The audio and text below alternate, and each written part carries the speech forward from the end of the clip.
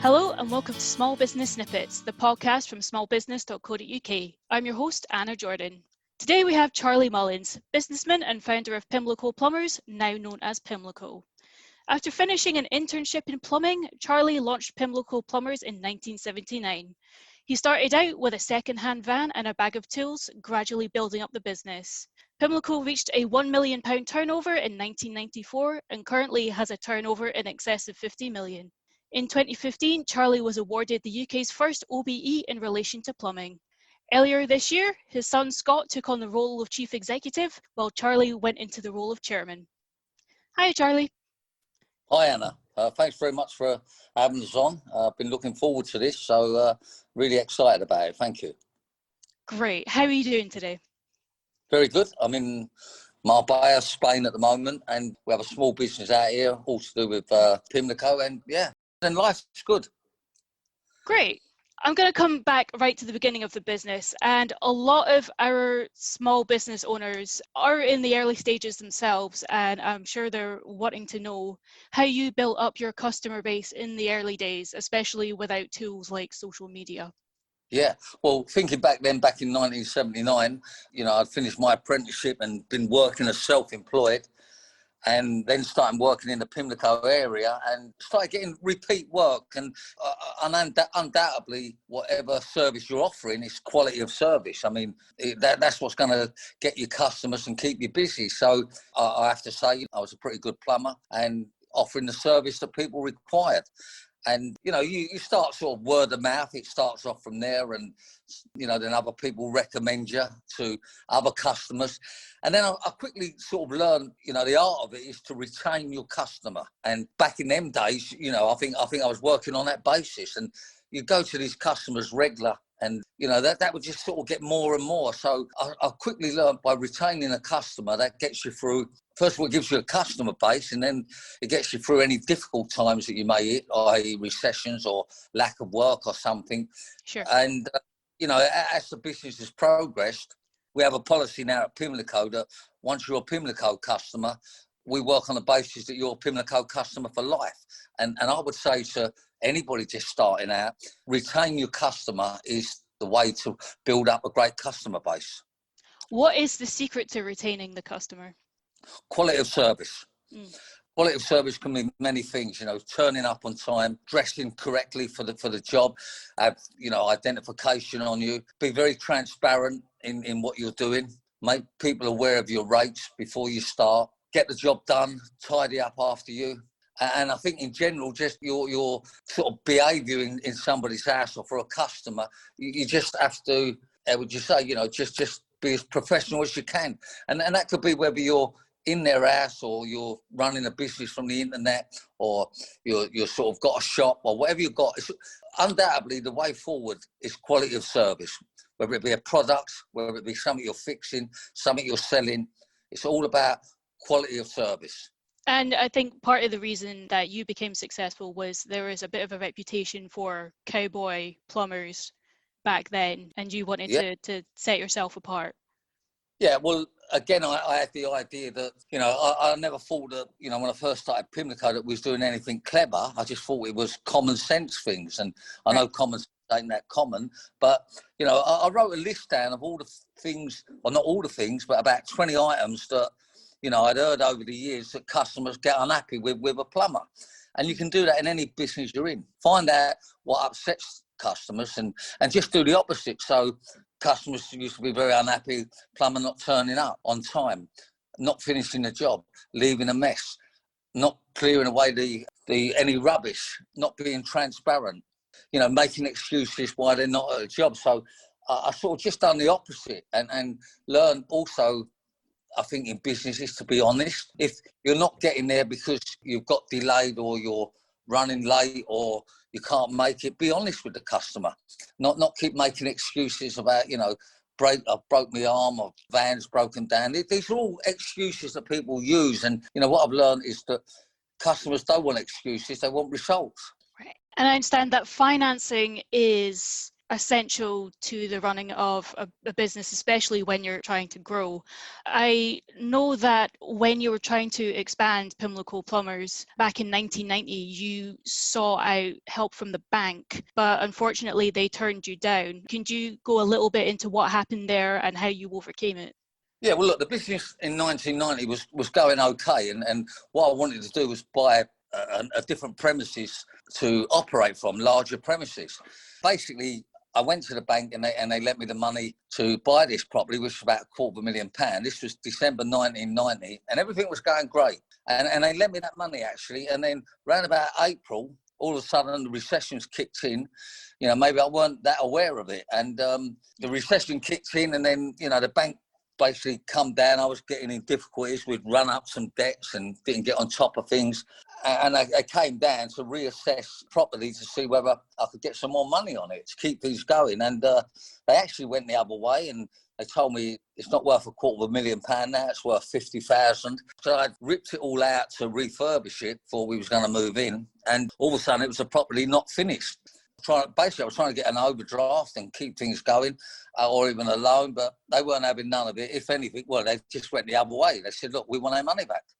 And I know people think they can't force you into it, but I'd borrowed it on another property that I'd owned. And, they said to me, put that property in an auction or something, take 45,000 for it. Well, I didn't do that. I sold it for 90 in the end. And, and then with the property that I had that I was borrowed the money for, they told me to sell that and give them the money, what I'd get on it. Well, I didn't listen to them. I don't like banks any. I mean, they're crooks in suits. They lend you an umbrella as long as it's not raining. I think people do underestimate the power that banks have, especially in situations like these. Well, what you mustn't get into is a situation where the bank's running your business, telling you what you can do and what you can't do. And they was difficult with me, so I thought myself, right, I need to get rid of you people. And, we carried on working, sold a few bits and pieces, made a lot of changes in the business and got rid of the bank. And, I changed banks. I don't, I'm not sure how good banks are these days with businesses. All I do know is that I think I've been with this bank since about 91, 92. I've never met my bank manager and I never will. There's just no point now, I can't work with them. And yeah, it's just left a bad taste with me as far as I'm concerned. All I do now with a bank is put money in and take it out. Partway through business, you decided to steer away from solely doing plumbing into other services like air conditioning, carpentry, commercial heating services.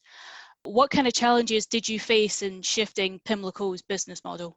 Yeah, it wasn't over difficult because what we was finding that, plumbers and heating engineers were sending them to jobs and they needed a carpenter and they needed an electrician, they needed damage to wall, plasterer. And I just found it so difficult to recommend people because, not everybody works on, the policy that we work on, all the way that we operate. And, again, what I have to say, it's only common sense and being very professional. But, so many sort of bad tradesmen out there. I'm not suggesting that's all over because there's some great tradesmen out there. So, the fact that they kept asking for people and I, wasn't comfortable recommending anybody, we started getting our own people. We started employing a carpenter, employing a builder, employing a plasterer. When you go to a job and if the customer's happy with you and all of a sudden you're going to send a carpenter or another tradesman, they're even more happier with you because, it just flows nice and they're happy. They know what they're going to expect. And if we're running it on the same terms, which we did, and it's just developed from there. We've got roofers, aircon, electricians, carpenters, painters, tilers. Yeah, all in everything, I think. Was there any sort of changes in legislation or anything related that you had to deal with in taking on different kinds of tradespeople? Well, look, we got one sort of rules and regulations for everybody, so everybody follows our guidelines, and whatever requirements are needed for electrical work or gas work or roofing work, they're just a formality. Most important thing is that you've got your rules and regulations worked out, and that everybody complies with that. And if it's a successful model, then why would you sort of need to change anything? You just follow the same pattern. And to this day now, like 40 years down the line, it's the same thing. We're seeing with a lot of small businesses right now that they are indeed changing their own business models, say going and taking more of their service online or offering takeaway service, at-home meal kits, that kind of thing. So how has Pimlico adapted to the changing conditions around COVID-19? Because it's not just a central office, you're going into people's homes as well. So I can imagine there's more to deal with in that respect. Well, you are right there. I mean, it's changed the world, it's changed businesses. And again, you have to improve your quality of service to people. And immediately what we done was geared up all our tradespeople that go to people's houses with all the requirements: gloves, shoe covers, sanitisers, sinks in their vans, masks. We got them all geared up correctly. We also done the same for our office, social distancing, temperature machines we got in there, all the bits that you need to run proper business. And I don't think it's a big deal if you think about it. It's just like a few things that you put in place. Unfortunately, a lot of people with things in business, they make it too complicated. Now, we didn't stop throughout the epidemic. We haven't stopped and we won't stop. We was allowed to continue working, being essential workers, but we just made sure that it's a safe working environment. From a customer's point of view, we would ring them up and say that you can just let the engineer in, leave the door open. You haven't got to be in the same room. He'll come in, he'll do the job, he'll leave, close the door, and you obviously pay by credit card. And that went down quite well with customers. That isn't so much the case now. They seem to be getting a little bit more used to the situation, the virus out there. But some people are very cautious, and we're doing what we're required to do, and it's working. How do the rules and the guidelines that you give to employees, how does that translate to contractors? Not really. Look, our engineers work on a self-employed basis. Some have been with me for 30 years, 10 years, 5 years, 20 years.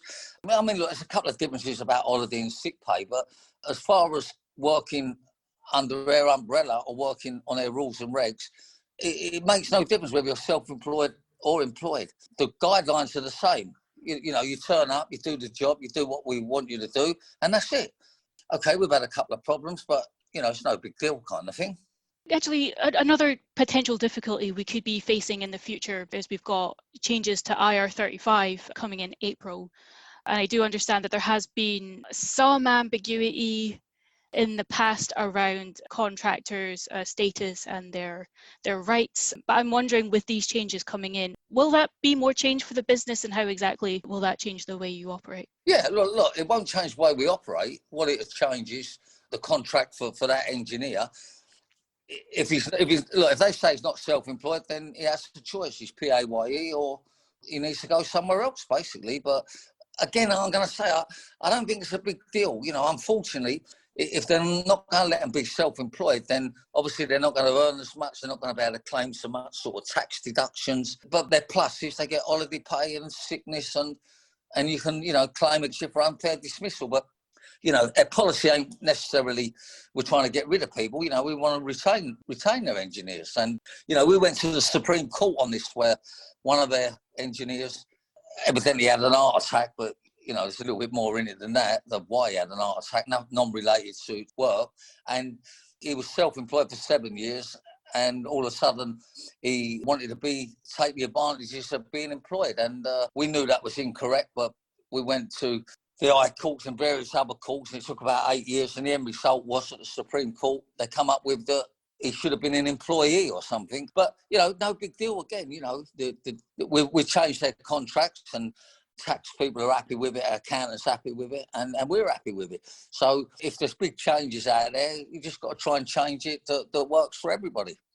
Contractors have already been hit quite hard by COVID, and I can imagine if employers are less willing to pay increased taxes or NI contributions, they maybe get less work from their existing clients as well. These changes affect the balance of employees to contractors that you currently have. Well, it'll affect the balance. I mean, because if they can't be self-employed, then they can only be PAYE, but I don't think we'll be cutting their numbers down. Sure. You know, I feel we can address it accordingly and work out something that everybody's happy again. You know, I don't think it's a big deal, but in the same token, it's just changes, and that's what we have to. If that's what we've got to do, then that's what we do. You know, there's a massive demand for skilled workers, and can demand good money. And I think if you're paying good money and you a good company and look after your staff and keep them busy all year, then people are going to want to work for you. Well, the last question I want to ask is, as mentioned in the intro, your son Scott is taking over as chief exec, and Pimlico is very much a family business because his children, your grandchildren, are also heavily involved in the business as well. I suppose for our audience out there who have family businesses of their own, how do you set that line between work and family life and keep them separate? I mean, it's a difficult one, and you know, I'm probably going to say working with family doesn't work for everybody. And if it does work, it's great. And if it doesn't work, then, you know, it's terrible, of course. How do you keep it separate? I just think that, you know, obviously when you're at work, I don't think family sort of issues come up or you get too involved with family things. And obviously we're outside of work, you're going to get involved a little bit in the family work things, but I think it's nice to keep them separate as best you can. And maybe that, you know, I didn't really plan anything. You know, I think we're at work and we're, you know, as much as we're family, I don't feel that it's a big part of it anymore. In other words, you know, they're doing the job, they're happy doing it, we're happy with them. I know it's difficult when you've got to talk to a family member about it, but on saying that, what I found that most family members, you know, understand how you're operating and they follow the guidelines. But of course there's hiccups, you know, bits and pieces. And I mean, I think we have about 12 or 13 members of family there. And all I can say that it's great, you know, it's great because I think we're all drinking from the same teapot and it seems to work. But, you know, that's been uphill sort of task. I'm on my fourth wife now. It can be difficult, but I think pluses outweigh the minuses. Look, you can't run any business, whether it be your family or just other people working for you, without the ups and downs. You know, any business, there's going to be many sleepless nights. There's going to be many sort of struggling for money. But once you sort of get it going, I mean, there's no business like your own business. Of course. I think that's the reason so many people go for it. Yeah, well, you know, and that's right. And a lot of people that want to start their own business, they're toying with the idea for years and playing around with it. And then they, you know, I don't know when's the best time, and Christmas is coming, and you know, winter's coming. Yeah, like every year it comes there every year, and then this is bad, and the banks are not lending, and interest rate, you know. And they say to me, when's the best time to start your own business? Well, the best time to start your own business is when it suits you. You know, you need to get up there and, you know, just make it happen. You just, you know, that's what it's about. All the talking doesn't make you a busy business, but actual action does. And, you know, you just got to get out there started. You've got a 10,000-mile journey starts with the first step, and you've got to make that first step in business. And it just develops. I mean, I didn't set out to run the largest independent plumbing company or service company in the UK. I set out just to be a plumber. And, you know, once I sort of got the bug of it, of, you know, the demand and, you know, you can employ somebody and it goes from there. And, you know, I say this to anybody starting out, or even if you're just a small business, the way to become successful, obviously quality of service, I'll always say that's number one. And number two is to employ people, take on staff, you know, whether it be friends, family, or people you don't know, but I believe that you need to employ people to grow your business, because business is not about one person. It's a team affair, and, you know, your business is as good as the people that work for you. Well, I think that is an ideal place to wrap up, so I'll leave it there. Thank you very much for coming on the podcast, Charlie. Yeah, it's been good. And obviously, if anyone wants to check our website at pimlicoplumbers.com, there's lots of pieces on there. As Charlie said, you can find out more about him at pimlicoplumbers.com. You can also visit smallbusiness.co.uk for articles on building your customer base and running a family business. Remember to like us on Facebook at Small Business Experts and follow us on Twitter at Small Business UK, all lowercase. Until next time, thank you for listening.